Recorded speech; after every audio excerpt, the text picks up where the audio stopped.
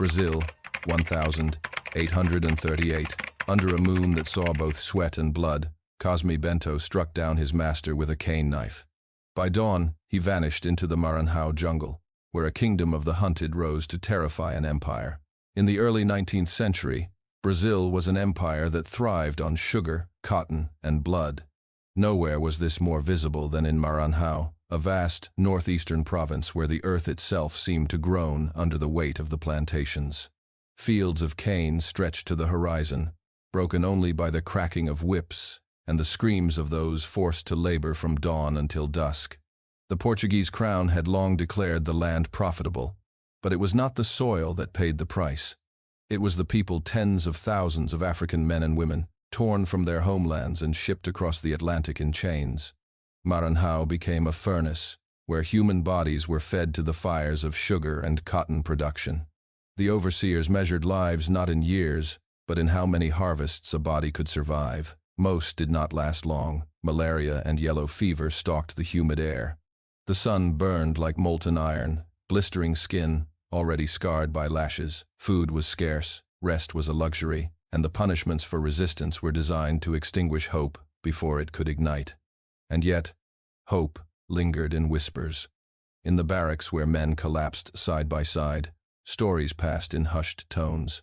Of quilombos hidden deep in the jungle, communities of fugitives who had slipped the chains and carved out places of freedom.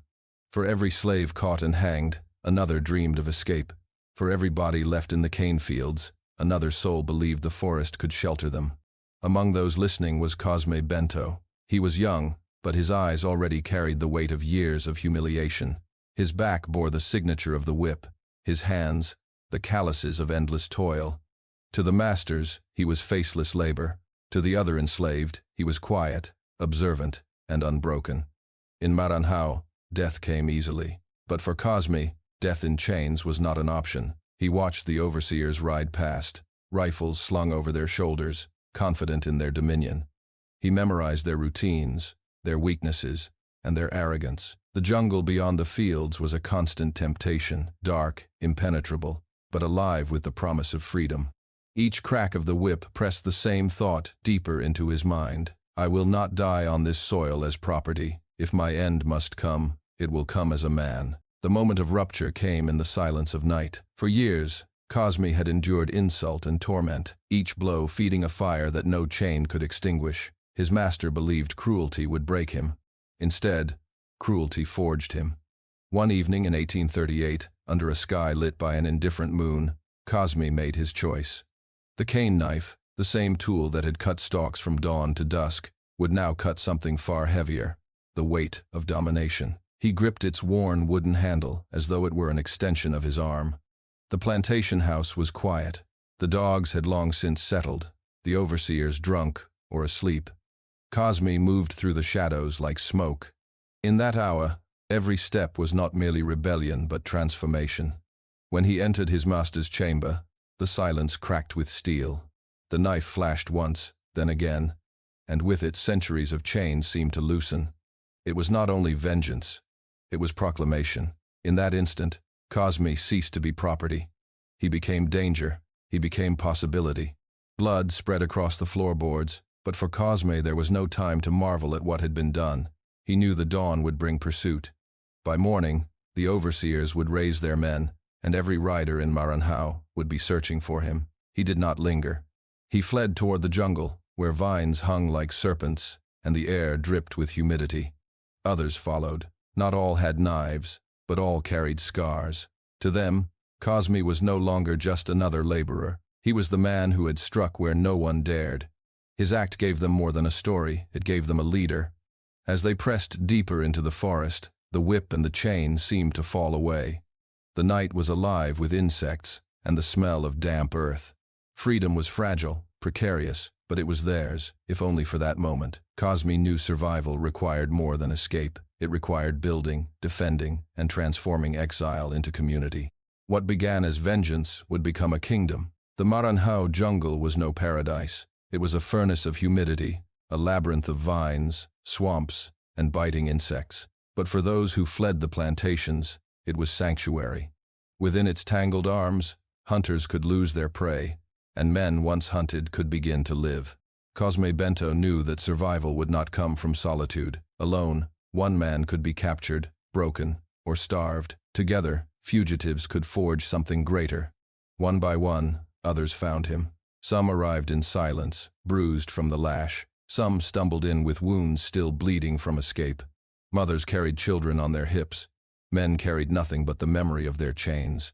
Cosme became the center of them all. He was not appointed, nor did he demand allegiance, but his act of defiance spoke louder than any words. He was the man who had slain a master, and that alone was enough for others to follow. They built huts from palm leaves and wood, perched above the mud to keep out flood and snake alike. They cut clearings where manioc could grow, where maize could rise, where survival became more than chance. Fires glowed at night, smoke curling into the canopy. For the first time, children laughed without fear of the overseer's whip. But Cosme was not naive. He knew the forest could not protect them forever. Patrols would come, dogs would be unleashed, rifles would echo through the trees.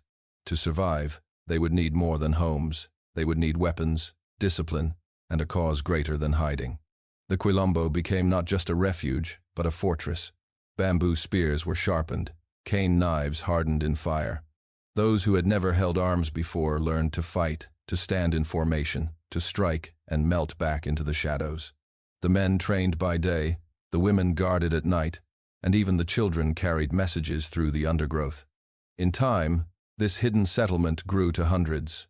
The Portuguese called them fugitives. The masters called them criminals. But to one another, they were citizens of something that had never been imagined, a kingdom in the jungle, where no whip cracked and no man bowed.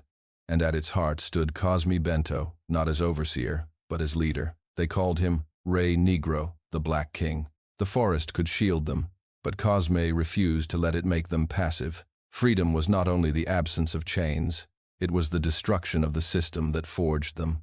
To live hidden was not enough. To fight was necessary. So the quilombo turned outward. Their first raids were small, aimed at plantations close to the jungle's edge. Cosme and his fighters struck at night, slipping like shadows past fences and torches. They cut down overseers, opened the barracks, and led captives into the trees.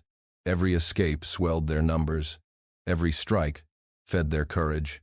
Soon, the raids grew bolder. They burned cane fields so that the masters would reap nothing but ash. They stole rifles, powder, and shot, turning the colonizers' tools against them. Wagons of food became wagons of freedom, driven into the forest to feed the growing settlement. Whispers began to spread across Maranhão, whispers of a black king who ruled from the jungle, whispers that even the fiercest overseer could not tame the land. To the enslaved, these whispers were hope. To the masters, they were terror. Cosme knew the cost of this defiance. Each raid was a risk. Each victory invited greater wrath. But he also knew that every day they survived was a wound to the empire, a reminder that slavery was not absolute. The climax of their defiance came when Cosme led his largest assault. Dozens of fighters stormed a plantation, overwhelming guards who thought themselves secure. Fires lit the night sky, rifles cracked like thunder. When the smoke cleared, the fields were empty, the barracks freed. This was no longer survival. This was war. From then on, the quilombo was not merely a hidden refuge, it was a force that struck at the very heart of Maranhão's slavery. And for the first time, the empire trembled.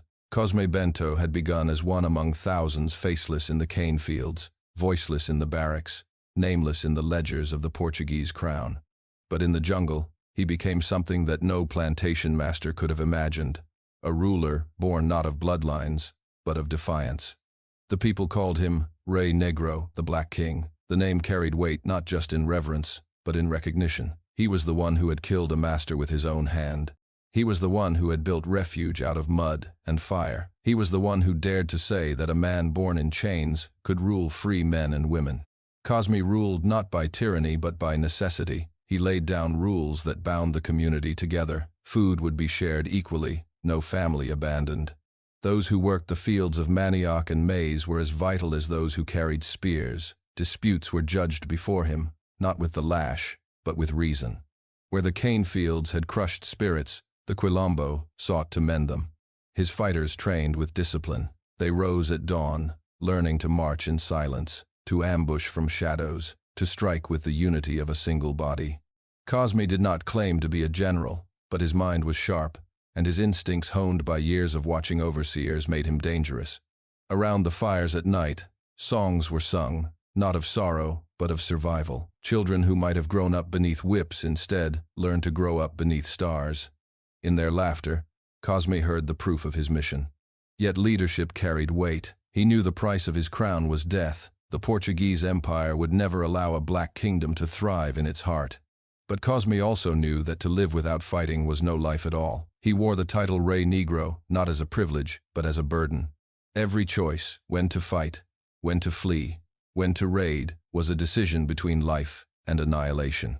Still, he carried it with a dignity that mocked the empire itself. He had been born a slave, now he was king, and even if his reign was carved from fear and fire, it was his. The Portuguese authorities could not look away. Reports spread like wildfire. A fugitive settlement in the Maranhão jungle had swelled into hundreds. Plantations were being raided, overseers killed, crops burned. The planters who once boasted of their power now trembled behind barricaded doors. An empire cannot tolerate rebellion, not when its wealth rests upon sugar, cotton, and the suffering of thousands.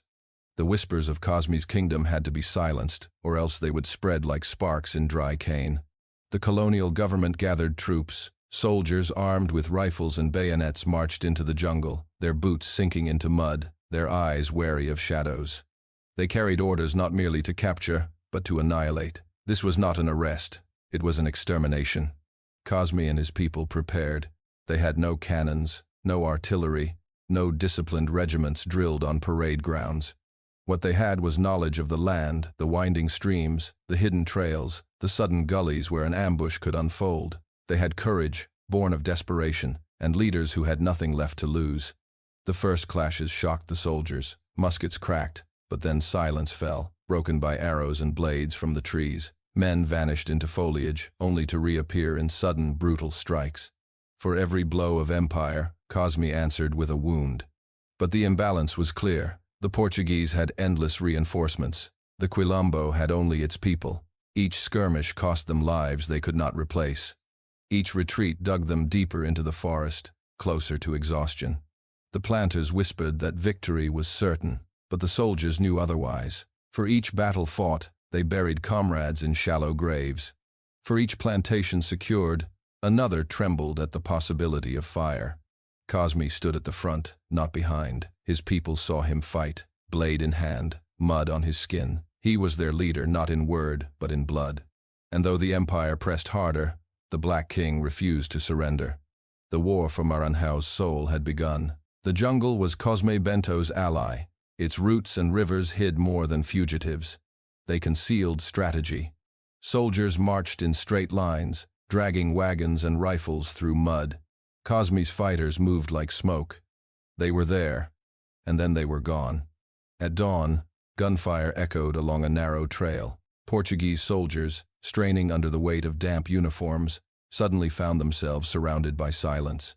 Then, without warning, bamboo spears and machetes cut through the fog. Men cried out, muskets flaring too late.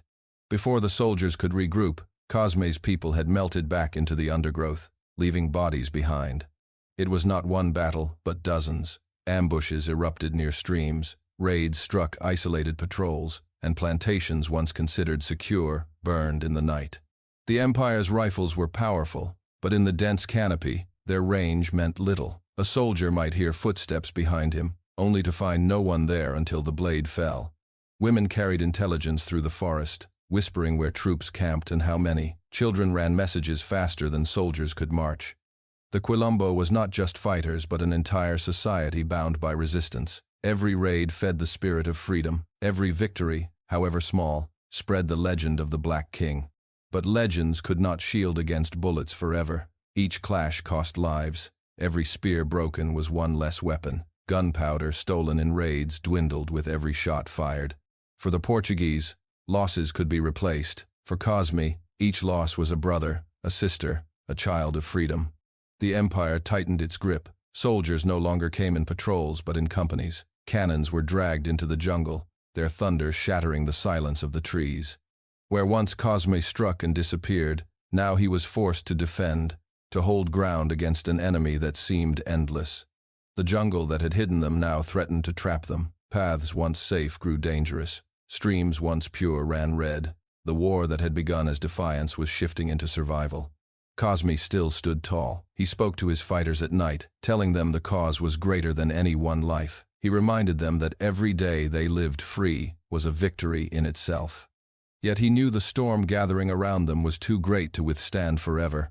The battles in the jungle had carved a legend, but the empire was closing in. The final blow came not in a single battle, but in the slow tightening of the noose. The Portuguese had learned. They no longer pursued recklessly into ambushes. They moved with caution, cutting off escape routes, burning clearings, and strangling the lifelines of the quilombo. The settlement that had once echoed with laughter now trembled with fear. Smoke no longer meant celebration but the approach of soldiers. Food stores dwindled. Mothers whispered to children in the dark, begging silence as troops drew near. Cosme fought on. Even in the face of overwhelming odds, he refused to vanish quietly. Skirmishes continued, blades flashing against rifles, bodies falling in mud and fire, but the cost was unbearable. Each day, fewer stood beside him. Each night, more voices were absent from the circle of fires. At last, the quilombo was surrounded. Soldiers advanced from every side, their bayonets glinting in the half-light. Gunfire tore through the huts. Screams filled the air as men, women, and children tried to flee into the forest. Some were cut down, others were captured. Cosme himself was taken after the final stand. We do not know whether he fought until his blade broke or until his body gave way. What is certain is that he did not beg, did not kneel. To the Portuguese, he was a criminal, a murderer, a dangerous symbol. To his people, he was still a king. In 1842, Cosme Bento was executed. The empire believed that by killing him, they killed the quilombo, the rebellion, the dream of freedom. They believed that fear would silence what he had begun. But death did not erase him. Stories carried his name. Mothers told their children of the Black King who had carved a kingdom from the jungle. The enslaved whispered of him as proof that chains could be broken, that even the most fragile of communities could rise and fight. The price of defiance was blood, fire, and lives beyond counting. Cosme paid with his own, walking to death as a leader rather than living as property. The empire had won the battle, but the story of Cosme Bento had already slipped beyond their reach. When the dust of battle settled and the jungle fell silent, the empire congratulated itself. Cosme Bento was gone. His fighters lay buried in shallow graves or rotted where they had fallen. The quilombo, once alive with songs and firelight, had been reduced to ashes. The planters and Portuguese officials called him nothing more than a murderer. They branded him a savage who dared to strike at civilization. In their records, he was reduced to a criminal whose life ended with the hangman's rope. To them, his death was the closing of a chapter. But among the enslaved of Maranhão, the story did not end. Around the fires in the barracks, in whispers carried by women washing clothes at rivers, in songs sung quietly so the overseer would not hear, the name of Cosme Bento remained. He was not a murderer in their telling, he was a liberator. To the empire, he had built a rebellion. To his people, he had built a kingdom. The children of those who once fled with him grew up with his name on their lips. They remembered that for 4 years, from 1838 to 1842, there was a land where no overseer cracked a whip, where no plantation master demanded obedience, where the enslaved ruled themselves. However fragile, however brief, that dream had been real. Legends began to surround him. Some claimed he never truly died, that he vanished into the jungle and would return when his people needed him most. Others swore that his spirit haunted the cane fields, watching over those who still bent under the lash, reminding them that the whip was not eternal. Generations later, his name still stirred pride. In the face of new oppressions, new chains, Cosme Bento's memory stood as proof that freedom had once been seized, not granted. That resistance was possible, even in the darkest times. The empire erased him from books, but it could not erase him from memory. He lived in stories, in songs, in the stubborn will of those who refused to accept bondage as destiny. In the soil of Maranhão, where blood had once soaked the roots of cane, Cosme Bento's name was buried, but like a seed, it grew. Cosme Bento's life was short, his kingdom fragile, his end inevitable. And yet, his story endures. He proved that even one act of vengeance, born from years of humiliation, could ignite something far greater. From a single blade raised in defiance came a community, a quilombo, a kingdom carved out of jungle and hope. He did not live to see victory. He did not leave behind monuments of stone or thrones of gold. What he left was far more enduring, the idea that freedom could be built, defended, and dreamed, even in the heart of slavery's empire. For the Portuguese crown, Cosme Bento was an enemy. For the planters, he was terror. But for those who lived in chains, he was proof that chains could be broken. His death did not silence him. It made him eternal. In the silence of Maranhão's forests, where the ruins of quilombos lie hidden beneath vines, the spirit of Cosme Bento lingers. He stands as a shadowed king, crowned not by conquest, but by courage. And though his reign ended in fire and blood, his legacy remains a reminder that even in the darkest soil, freedom can take root and grow.